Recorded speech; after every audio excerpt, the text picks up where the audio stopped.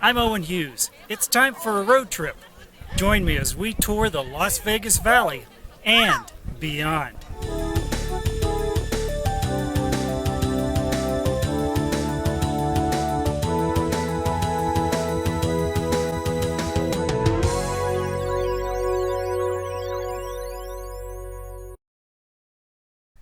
When traveling to Las Vegas, everyone knows about the Strip.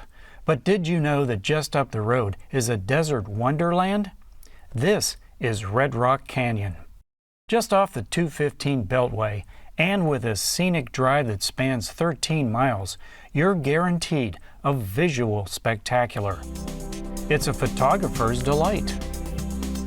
The park has biking, hiking, with over 26 trails for any level, and rock climbing, from beginners to advanced.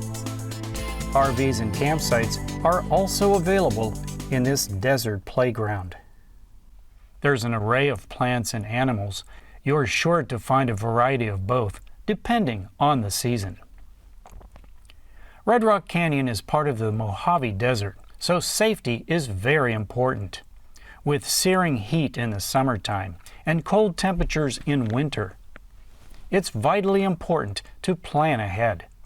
Water, sunscreen, and proper clothing are essential. In addition, being aware of desert wildlife is critical. Be sure to call for reservation requirements, as Red Rock Canyon is very popular. From here, it's back to the Strip and its vast options of restaurants and entertainment. If you haven't visited the Link Promenade, check out the High Roller. The 550-foot observation wheel is the tallest in the world and a great way to see the city.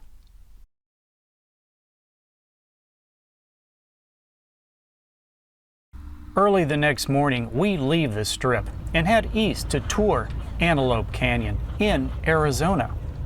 The 300-mile journey will weave us over the Utah and Arizona borders to stunning red rock formations.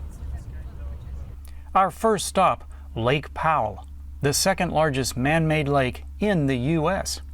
Kurt is our personable guide. Yeah, so interesting story how Lake Powell got its name. It was named after a gentleman who was the first person in history to navigate down the entire Colorado River. Okay, keep in mind, Colorado River was over 1,500 miles in length. I believe he actually traversed about 1,000 miles is what his official journey was. Anyways, this was done in 1869. This guy was a Civil War veteran who actually lost one of his arms in the war, and he built this homemade wooden raft and decided to go down the river, okay? Keep in mind, people thought he was crazy for doing this because the water was very treacherous back then, extremely high, very dangerous, especially through the Grand Canyon. It took him over 90 days to do this trek, and interesting is that they actually thought he passed away, so they wrote his obituary, okay? But he survived, and since he's the first person in history to go down the entire Colorado River, they named the lake after him, and his name was John Wesley Powell.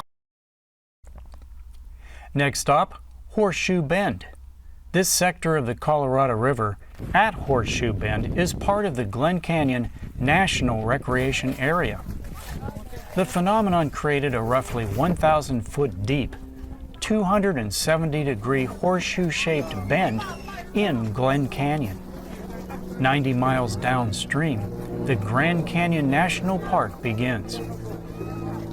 The jewel of this journey, however, is Antelope Canyon in Arizona. Located on the Navajo Reservation, your Navajo guide will lead you, and the best part, only your tour group is in the canyon, making X much less crowded than other tour slots in Antelope Canyon. Formed by erosion and monsoon, this colorful wonderland has resulted in glorious, flowing rock formations seen today.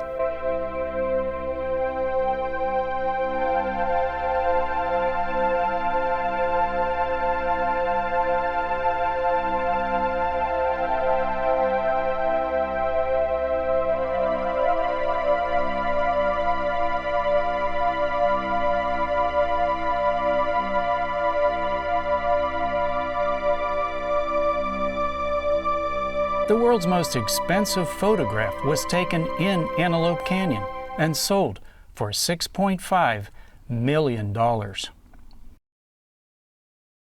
We've enjoyed this whirlwind tour as we head back to Las Vegas to end the day. This Red Rock escape of over 1,200 miles immersed me in nature's beauty, rejuvenated my senses, and makes me wonder, where will the road take me next?